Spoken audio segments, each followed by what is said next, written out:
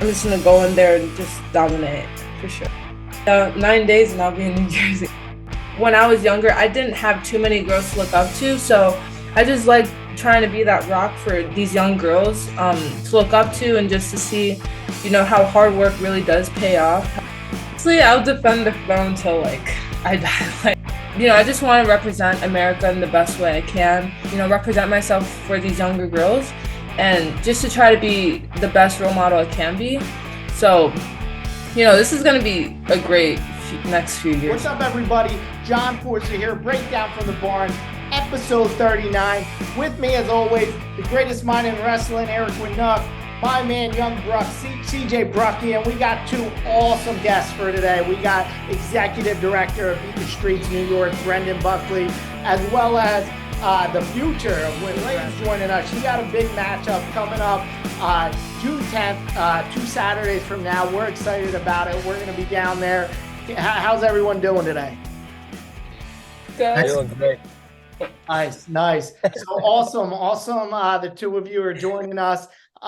Excellent coming on. So Kennedy, I want to start with you. You got the big matchup coming up in, I don't know, what is it, 9 days from now. How are you feeling? How's the training going? How's the prep going? Everything's good. I'm feeling really excited because this is my first Final X, and I haven't made a senior world team, so this is a really big deal. And honestly, I'm just going into it like this is just another match, but although it is like the finals to make the senior world team, I'm just not going to put on any pressure on myself because I did already wrestle her and feel her at the US Open. So, this is just going to be something that I'm just going to go in there and just dominate. Speaking of dominate, Kenny, and thanks for coming on the show. For those who don't, Kenny's one of the rising stars in female wrestling.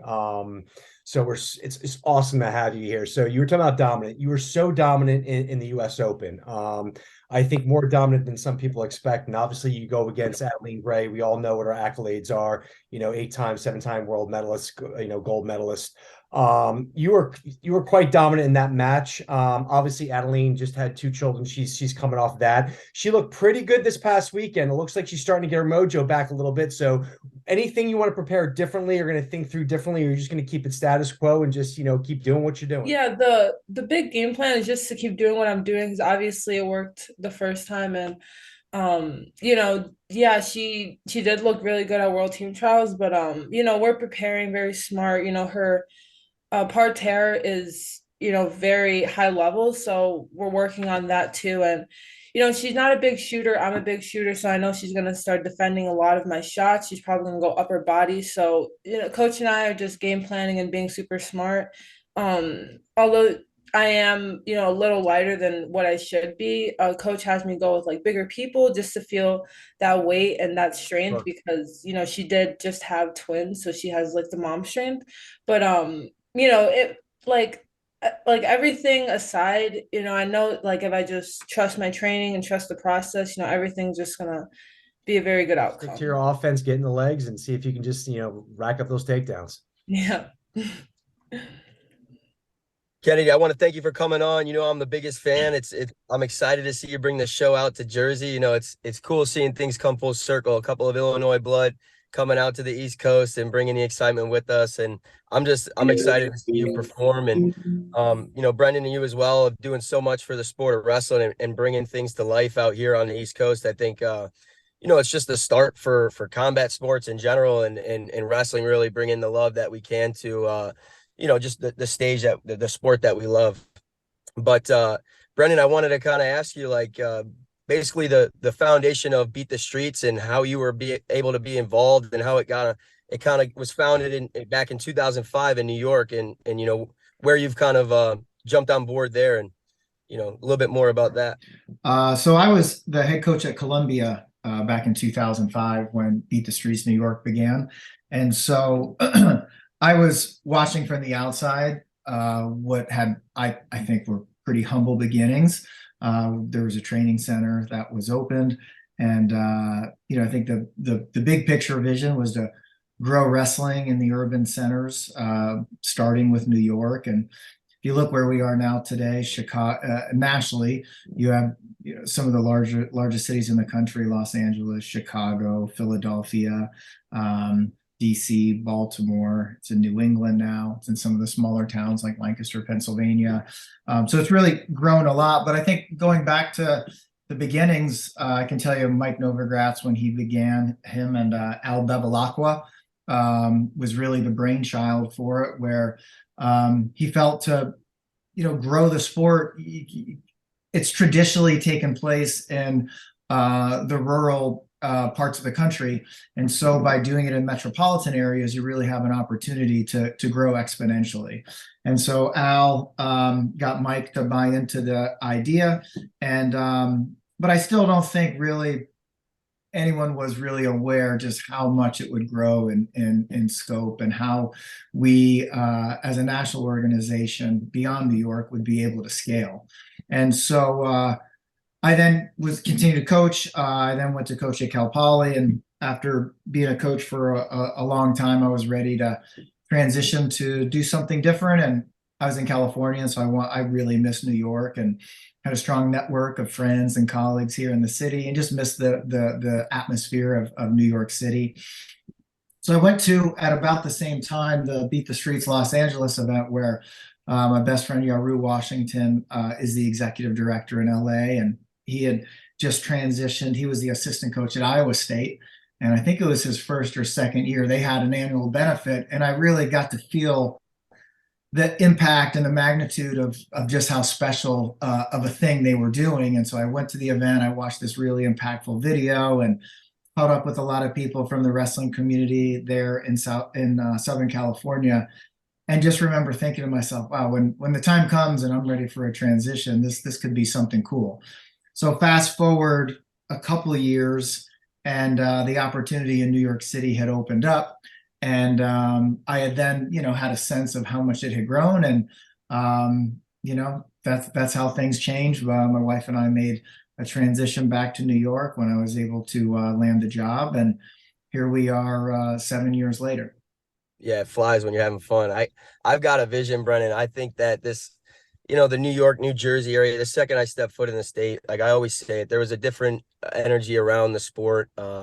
You hear so much, me growing up around the Midwest, of, it's kind of like, it's a very tough and popular sport in the Midwest, but stepping out here, it's just a little bit different. I have this vision of like the East Coast, the tri-state area, maybe just becoming the Dagestan of American wrestling, like the holy Mecca, and there's a lot of things moving in that direction, and I'm excited to kind of see where that heads. But Kennedy, back to you. I know the Illinois roots, you've been working with Izzy for quite some time, and I'm just wondering if it's always been in the plan. He's a freestyle centric coach, and you've been working with him for a long enough time. Like, I'm not surprised to see you competing at this level, but has it always been the goal to wrestle freestyle and compete at the international circuit, or was it something that kind of just came to fruition and just putting in a time in?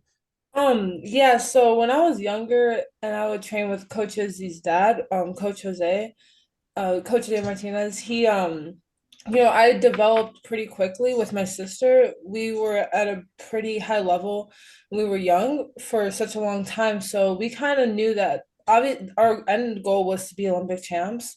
But we went through the folk style stage and everything. And then when Wyoming Seminary came up and it was only freestyle, that's when we knew like this could happen way sooner than we thought. Like 2024 instead of 2028. And so just training with Coach Izzy, he's even learned a lot from me and my sister with international women's freestyle, because he's very like, either college wrestling or folk style high school wrestling. And so, just being able to take him with me on these trips with Coach Perry, and thankfully Sunkist helping us fund him and everything, it's definitely the end goal to be Olympic champs, not just be an Olympian. So it's like, so going into this weekend, like I'm about to wrestle probably the most decorated American female wrestler, and just having Coach Izzy in my corner ever since I was in high school, it's just super calm, super nice, and It's almost I since I've been wrestling folk style for such a long time, I kind of wrestle like a folk style wrestler, just a shooter, keep attacking, keep wrestling, keep moving. So just having him in my corner, having that Izzy style feel along with Coach Perry's like smart international women's like like how he thinks because he like knows how a lot of international women wrestles. So this is just going to be great. This is going to be a great matchup. And, I worked the US Open, so this is just we're going to roll the ball It's again. fun. It's funny, Kenny, you talk about your folk style background because I can think back and keep me honest here if I'm wrong. I'm trying to remember back. I think when you won Junior Worlds, you almost had like a blast double to a half Nelson. And Mhm. you watch the end of that match, it's like you're watching a folk style match. And it's like she didn't know what hit her. So I don't think it's the worst thing in the world to kind of, apply some of that folk style, maneuverability within your freestyle acumen. But if I may, Brent, I want to go back to you. There's this old saying out there that once a coach, you're always a coach. And you look at some of the success, not just Columbia, but really especially Cal Poly. I think Bernie Trow, getting out there and becoming, multiple-time All-American. I think he's at Penn State now. But when you see the success of those programs and kind of your background in coaching, does the itch come back? Is it something you'd want to return to? What are your thoughts on that? I coached for college for 19 years, so I feel getting back into college wrestling like that. I've transitioned away from that. But I had just a life-changing experience through that experience, moving to New York City. I've been so blessed to, I've lived in like the best college towns in the country from, University of Virginia in Charlottesville, Columbia, New York City, Cal Poly in San Luis Obispo. I coached a year in UC Davis in California, and originally went to Clemson, Fresno State as an athlete. So I've just been in so many incredible places as a college athlete and coach. But sometimes like I'm definitely not running practice frequently. I would say I'm much more like running the organization administratively is where my time goes, working with the board, running events, fundraising. But what I find is I always have to remind myself, sometimes you're behind the scenes and you're like, I'm working at a wrestling organization, but I'm not really teaching. And so you kind of like lose scope sometimes of like, I know where my work, like the impact it has, but when I feel like I'm getting a little burned out or I'm like kind of losing touch with the mission of the organization, I go and teach a practice.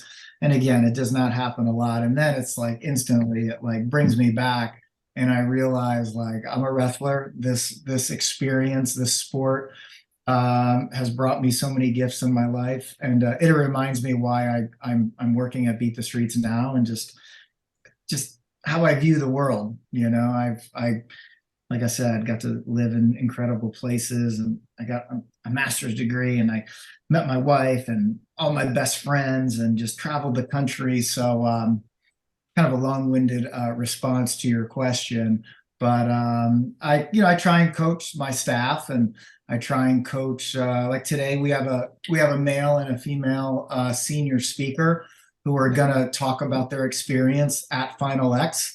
And we've really tried to use that platform to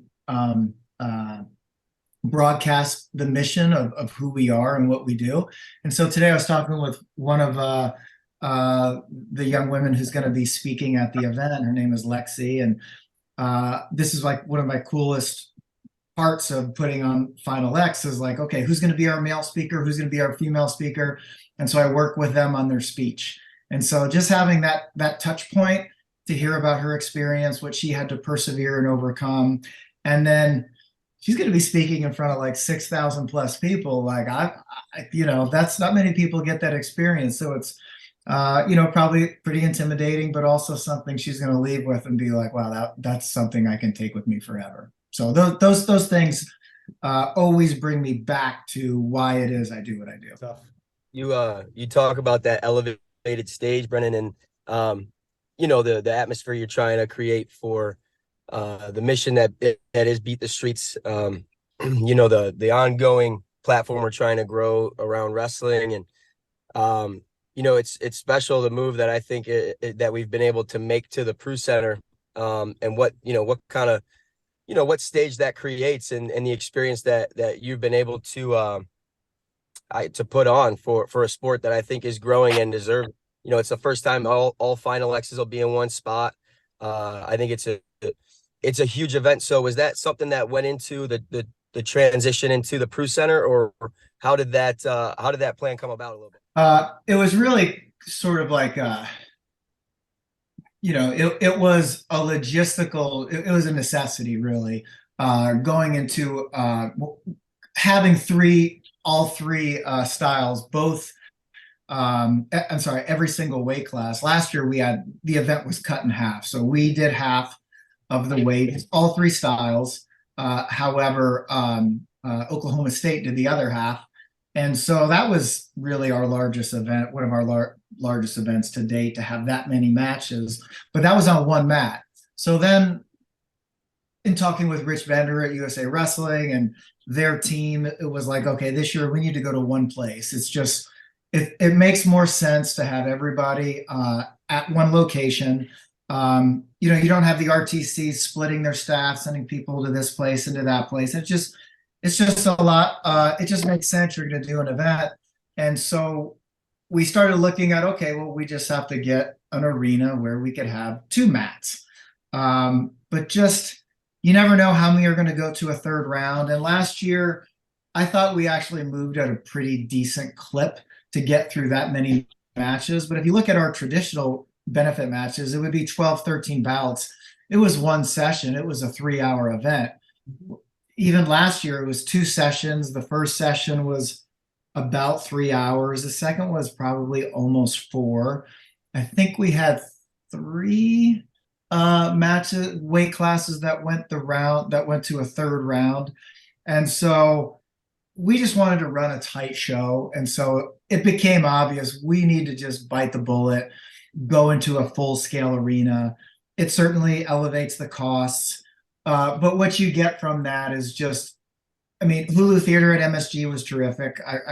The aesthetics and the sight lines, and it feels very intimate, but there's just nothing like going into a full-scale arena. And so we looked at, I probably talked to 30 different places. And one of the big drivers was working with Dylan Wanagil, who is now at Prudential, who's run numerous wrestling events. He runs the Jersey Grapple. He ran the NCAA championships when it was at MSG, and he was at Hulu Theater when we ran our 2019 event, when we had Burroughs Askren and we sold it out. So he had been trying to get us to do an event at Prudential. And so we looked at it, and it's just an incredibly modern, just has all the technology that you need. When you're being at Hulu Theater, it's tight. Like the warm-up area, the athletes, it wasn't very convenient. They had to be up a few rows, up a couple levels. And so now we're in an arena where we have plenty of space. It has the largest indoor jumbotron in the whole world. So we're going to be able to do instant replays, and we have some highlight videos from Beat the Streets, and there's some different digital ads, and plenty of space for the workout, shower area, press conference. It's a full scale, modern day, incredible technology and aesthetics to make it just like an incredible high level production. So, and then we wanted to come to New Jersey. Lots of wrestling in New Jersey. We want to hear right there. Yeah. We want to make it easy on, our fan base is primarily split between New York and New Jersey. But for a lot of people, especially say it's going to be easy for people from Philadelphia and Eastern Pennsylvania to get to. For the fan who isn't really down with New York City and they want to drive to the arena, that can be a challenge when you're doing it in Midtown Manhattan. So and then if you do want to take mass transportation, we have the PATH train, New Jersey Transit, there's buses, Uber. It's a 15-minute ride from Penn Station for people who are coming from the city, or say who are coming from Long Island. So I think it really made for a very accessible location for us this year. Yeah, and we just had just 2 nights ago, we had Dylan on the show. He was talking. Oh, that's right. Great guy. Yeah, great guy. So that'll be coming out probably tonight. Yeah, so we're pumped about the Pru Center. Kennedy, I want to turn it over to you about wrestling at the Pru Center. Just a month ago, they had Henry Cejudo and Aljamain Sterling going there. That place was pumped. It's definitely a big arena for sports. How does it feel to be able to wrestle in such a good arena and wrestle in New Jersey? No, oh, that's really, I didn't even know that we were wrestling there. I just like, I'm just gonna go show up and wrestle. Tunnel vision, tunnel Yeah, vision. all business. But yeah, and I didn't even know Henry fought. I mean, I remember him fighting, but I didn't know it was there. So that's pretty cool. I actually sometimes see Henry. I saw him before his fight. I've seen him probably about like at least 12 times. So it's like really cool that I get to chat with him and stuff. And he was telling me that like, this place that he's gonna fight at is pretty big and stuff. And I was like, oh, cool. And I was asking if he ever got nervous and stuff. And he said he just kind of zones into like what he's gonna do in the fight and stuff. So like that, like when I just found that out, like 20 minutes ago, that was in Wrestle there. Like I'm thinking like, oh, it's gonna be a really big place, but just being able to have that insight from him, like when I walk onto the mat, I just know I'm gonna keep my focus and zone in and um but that's really cool. I mean, they also had ice hockey, I think, over there. Yeah, So it's just cool. there, Like yeah. they have like a bunch of high level sports and they're all completely different. Like, there's ice and there's a giant ring and then there's like some mats there. So and then New Jersey, oh yeah, I think I trained there for right before Junior Worlds. So that's the only time I've been there. We were in like Hoboken, I think it's Okay, called. yeah, Hoboken. Yeah, that And place. the Edge somewhere. Edge Wrestling Yeah, Club. yeah, we were at the Edge. So this would be cool to be back there again. But yeah, it's 9 days and I'll be in New Yeah, Jersey. I'll tell you, Kennedy, New Jersey, we take our wrestling seriously here. Brendan was talking about it, not just the Hulu Theater, but Rutgers hosted the I think it was 3 years ago, it was just before COVID when they hosted Final X. And that was a fun time. We were there, John and I were there. I was down there on the floor. So we get rowdy. You're gonna have a lot of support next weekend. So, taking it back to Junior Worlds, we touched on it earlier, obviously very dominant performance there. Obviously you were runner up at the US team trials, I think last year against Mensa Stock and just talk to us about the difference of going, because I think you've catapulted so quickly in your career. When you think of some of these senior level wrestlers, every once in a while you have somebody young, especially on the male side. I know Kyle Snyder had very big success early on. Some other wrestlers we can top off, but just being at your age and going from Junior Worlds all the way to the senior national circuit, and you were literally one match away for being the world representative for the United States of America. How does that feel? What's the difference in that transition? Yeah, so when I was about I think 14 or 15, yeah, I think it was 14, I went to my first ever senior camp in the Olympic Training Center in Colorado. And I was doing very well against these girls. So at such a very young age, I knew that like I was at that level. I just needed to wait for my age to catch up. And so when COVID happened, it was kind of okay. So actually 3 months before we found out about COVID, like in February, I got a call from Terry Steiner saying that like I didn't make the cutoff for 2020 Olympics. And like this whole time we thought I did and stuff. So I was just like super sad. We had a whole plan set with Coach Izzy and my dad and my mom and stuff. So once COVID hit, obviously like everything shut down. I couldn't go to SEM, so I just stayed back at home to train with Coach Izzy, doing online school. And then like during one practice, he like realized, wait, I think since they're postponing it to 2021, I might have a shot. So then they made a bunch of phone calls and we found out that I was like eligible. So then we were like only 3 weeks out and I was training so hard. I mean, I had like 4 a.m.s because of the time change. I had class at 7. So I had to do 4 a.m.s and then I also had and then I had practice at 4 p.m. And we just had a whole thing to like correlate with my schedule with school on top of cutting weight. I had to cut 16 pounds because I was 165 and we were debating to either go 76 kilos or 68. And I just told coach, I don't care whatever you think. And he's like, all right, we're gonna try to take out Tamara Mensah Tamara.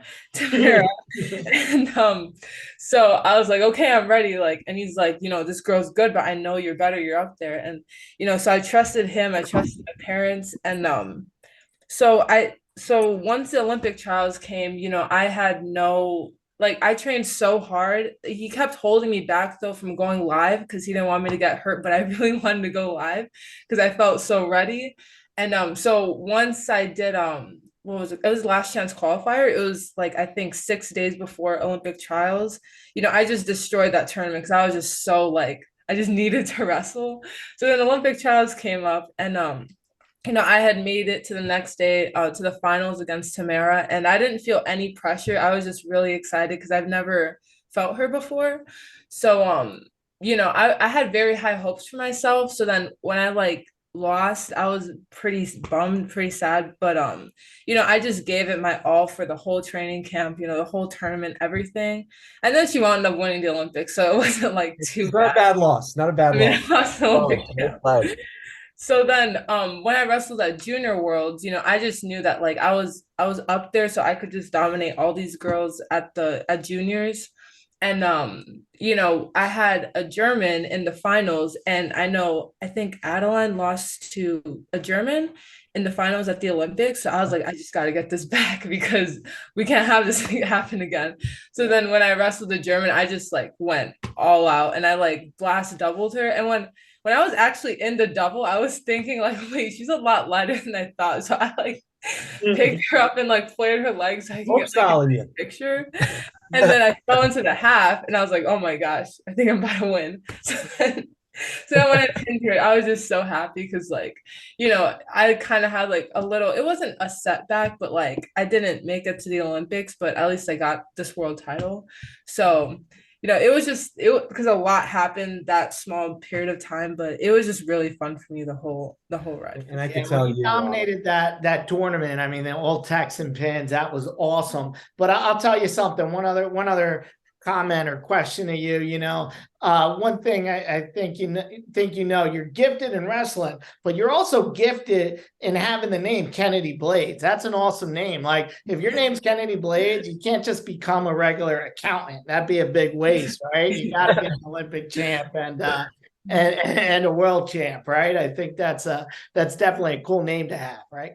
Yeah, the Blades, and then Blade Sisters, like it just that's for yeah. That's what I think is the most special. I mean, you talk about you've got quite a team behind you. That's no surprise, and it shows when you're on the mat. Like you just have a lot of wind at your sails. You have the ride or die partner in Karina, and you've added like a full blown roster to your list of training partners by being out there with Sunkist Kids in Arizona State, and talk about what that's done for you in terms of just training at the highest level every day and being able to test yourself. Like you said, people have to hold you back sometimes, but now it's kind of like full go. You're gonna get those live goes that you're looking for at the highest level. Has that been a big adjustment for you, or I mean, you've always kind of sought out the best competition? But... Yeah, no, it definitely has been because all these girls here, they've been at a high level for quite a bit of time, like 5 to 10 years. And so when I like just moved to Sunkist, I was still kind of in my folk style era because I was just takedown, takedown, takedown. But then I didn't realize how many small adjustments that would have made a big impact. Especially in freestyle, like with the push outs and when people flip you over when you like get in the legs and stuff. So, just being able to train with these girls, like one of my main partners is Forrest, and Forrest like helps me a lot with like small details, and it just makes wrestling so much easier. And so when I had my first like ranking event in Egypt, it was like I was a little nervous just because it was my first senior international tournament, but it also made it a lot easier because I had already practiced with these high level girls back at home in Sunkist. So I think like it did make a big adjustment because I was also able to feel their flexibility and how different like women move rather than like girls in high school or boys in high school. And So it was, yeah, it's definitely just a big change in the most positive way. And then having Perry in our corner, he's like Mhm. willing to do like a lot. He's even willing to go to like 4 a.m. for privates or as late as 11 p.m. and watch film and stuff. And it's just nice how like we have a great team, but he also individualizes us, like because we have such a crazy team. Even with the guys, we have Zahid, Nick, Chenzo, it's just such an elite team. So it's kind of nice to be around different elite minds because we all are like the same but very different in our own way.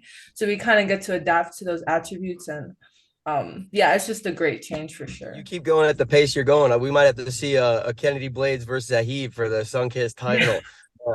Yeah, I'm down. I'll do that for Yeah, sure. I know you are. I know you are. He'd probably back down before you would. But what do you think, Kennedy? Are we going to take out Japan or what? Oh This yeah. women's boxing is at a Yeah. different level. The rate that like American women's wrestling is going, I definitely think within a few years we're definitely take out Japan. I mean, like when I was like younger, there were women wrestlers, but not that many. So Mhm. even when I was younger, I didn't have too many girls to look up to. So I just like trying to be that rock for these young girls to look up to and just to see, how hard work really does pay off, how trusting God really does pay off. And so and then I'm like looking at these younger girls and I was like watching a showcase at US Open and these girls are just so like elite, so fast.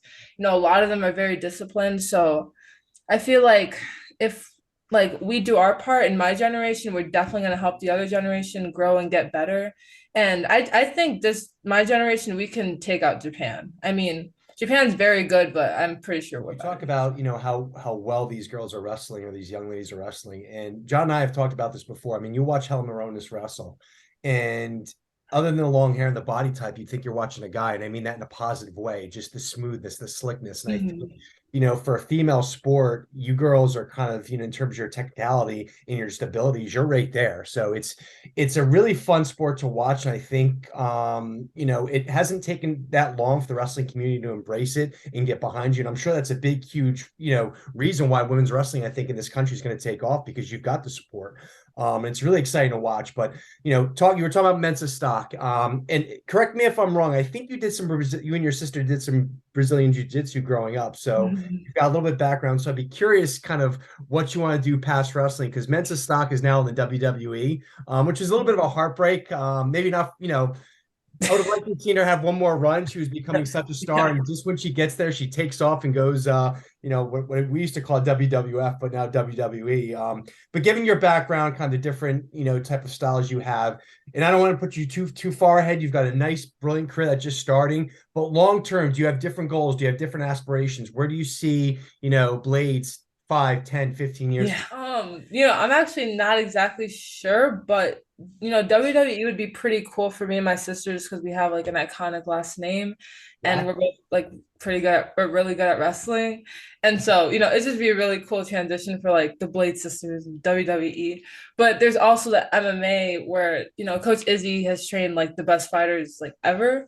And I have trained with Holly a few times. I'm one of her wrestling partners down in Albuquerque, and I train with Michelle Watterson and stuff. So, there's also that part. So I'm not really sure. I mean, I did train with Holly's coach, her boxing coach, and he really liked my form. So I'm not sure. I mean, I probably might go MMA, but that would be pretty cool because like some people say that like I'm they have said that like I'm like John Jones, like the body type with the length and everything that I have, and I'm pretty like athletic and stuff. So we'll see. I mean, I'm not sure, but like there's definitely options. Like I really think that like I should use my athleticism to my full potential, and I'm pretty sure I could do it in either one. So So man, it'll be back-to-back gold world titles. Come on. I yeah. saw that video of you wrestling with John Jones. I think it was at Arizona State the one time. Oh yeah. Yeah, I agree with that. You guys are a little similar with the body types and everything.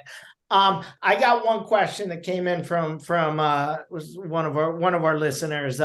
This is someone who knows a little something about training women wrestlers. Chris Lombardi. He actually coached here in New Jersey. We just had our first 4-time New Jersey state champs, Kara Pipkins.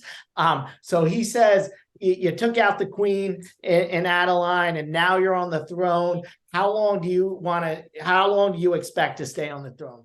Honestly, I'll defend the throne till like I die. Like, I definitely want to be up there.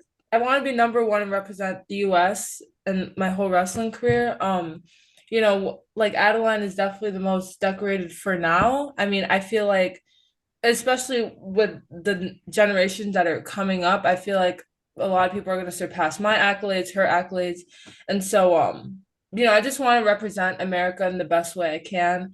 And I definitely feel like I'm a good representative because of how different my style is with wrestling, how I carry myself, how I try to, represent myself for these younger girls, and just to try to be the best role model I can. So, this is going to be a great next few years for sure. I mean, 2024 is right around the corner. We're only like probably 10 months out. So it's going to be and awesome. I agree with that. I think something that's cool about, we all know Jordan Burroughs, right, is he's great on the mat, and he does so much off the mat. And I see you kind of just with what I heard from you so far, being similar in that vein, right?